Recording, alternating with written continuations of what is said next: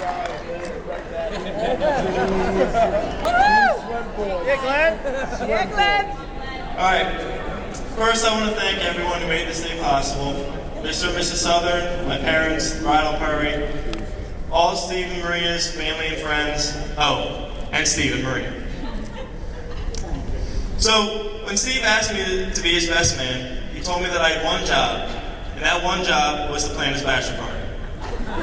And according to Steve, I, quote, handled the logistics of the weekend, put the whole thing together, and he definitely appreciated everything. Job well done.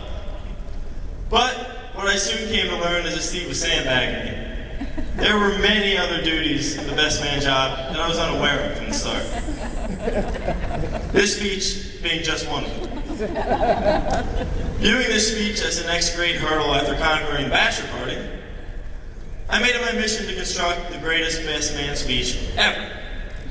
So I went to YouTube, watched some videos, I Googled best man speeches, and you know what I determined?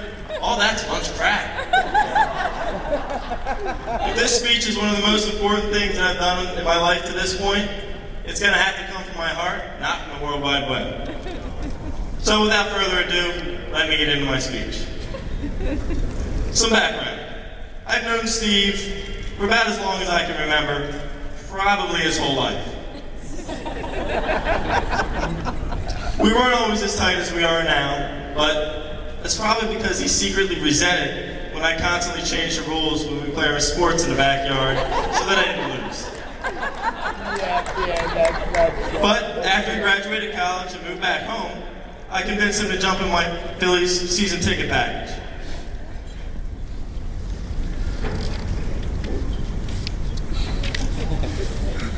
By virtue of these 17-plus game nights, or mandates as some would call them now, that we spent chilling down to South Philly, we got to know each other pretty well.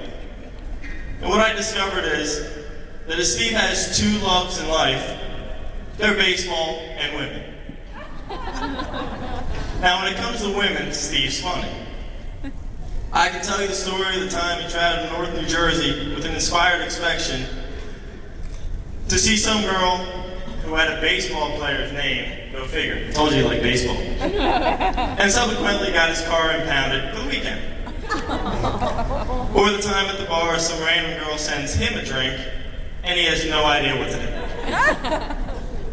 Or there's that time he sat for 3+ hours at the bar, staring at the bartender, without getting up for a bathroom break, and having about 10, 12, 15 gin and tonics. Your bladder is amazing, my friend. But I'm not going to tell you any of those stories, because they're all kind of lame compared to some of the others. What I will tell you is that when Steve's in love, everyone around him knows it. He'll talk to her on the phone in that annoying, baby-like voice that you think's cute at first, but after a while, not so much. He'll stand in the crowded bar in Atlantic City among friends and random strangers and profess his love for her to everyone within earshot. Yes, when Steve's in love, he's head over heels. That's why, on the night of Tuesday, August 5th, 2008, I became very worried about my little brother. See, knowing that Steve was combining the two loves of his life by going to a Phillies game with Maria, I became increasingly worried when I was getting text messages that read, "Remind me never to go to a game with Maria again," and "This could possibly be the worst night of my life."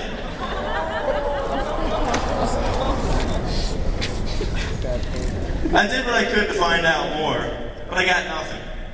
Until 2 days later, in my inbox, pops the story I'm about to tell you in the words of the groom himself. And I quote, so check this out. I drive down to the game from work. Terrible traffic, like usual. Like he ever really knows. I always drove and he slept. So then I call Maria and I ask, where should I park? She kindly answers with K7. Not sure how familiar you are with K7, but it's the far right-hand corner of the Lincoln Financial lot. Well, as it were, I arrived around 6:30, and there was not one parking spot left in the entire right or left side of the K lot. Not to mention, this is one of the most inconvenient spots to exit the stadium. By the way, as you would have guessed, the jet row lot is empty. So I ended up having to park all the way back there where we met Courtney before that one game, which was all right for a convenient exit, but was about a half mile from K7. So finally I arrived at K7 to meet up with everyone that was there, and I really needed a few beers to wash away my anger. So then I drink 2 beers and Maria goes, I'm ready to go in. The time is now 7:10. I'm thinking in my head, Maria never really wants to go into the game. Why is she rushing to get in there? But of course, I'm a pushover, and I say, okay, let's go in then. As you can imagine, I don't have a buzz from 2 Coors Lights. So my anger definitely hasn't worn off. So we finally get to our seats after picking up some food. Apparently Steve made a very bad decision to get pizza instead of a sausage sandwich. So that didn't really help his night. And the tickets were in section 427. Not bad seats, really, he said. So then we're watching the game, and Moyer is walking the world. By the way, I checked up the stats, and he only had 3 walks in 5 innings, and one of them was intentional. And the game is moving along rather slowly, and the Phillies had 3 hits in 5 innings. They were down 2-0 after 5 innings. That's when it all started. Maria leans over and asks, are we going to stay for the whole game? Translation, I'm ready to go home. The first thought in my head, and this is in all capitals, you rushed to get into this dang game, and now you want to leave in the 5th freaking inning. But I stayed composed and calmly said, no, we'll stay for a few more innings. Needless to say, the annoying comments got progressively worse, and finally, after the end of the 7th, I gave in and said, all right, let's go.